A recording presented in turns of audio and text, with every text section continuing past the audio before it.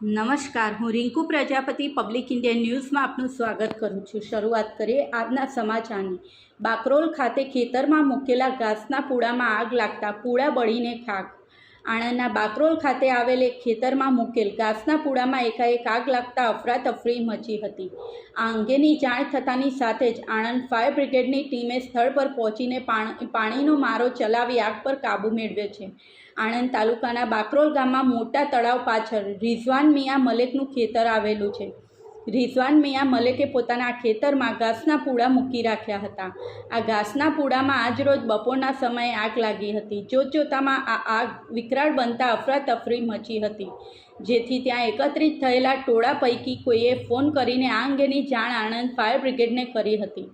Anand fire officer Dharmesh ગોળની સૂચના મુજબ fire fighter Hiten Thakor, Vimal Panchal, ભાવેશભાઈ વરુ, પ્રદીપકુમાર પરમાર, વિશાલ પઢિયાર સહિતની ટીમ તરત જ સ્થળ પર પહોંચી હતી અને પાણીનો મારો ચલાવી આગ પર કાબૂ મેળવ્યો હતો।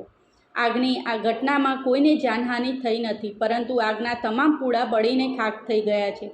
આગ લાગવાનું કારણ હજી જાણી શકાયું નથી। આ સાથે આજના સમાચારને અહીં સમાપ્ત કરીએ છીએ।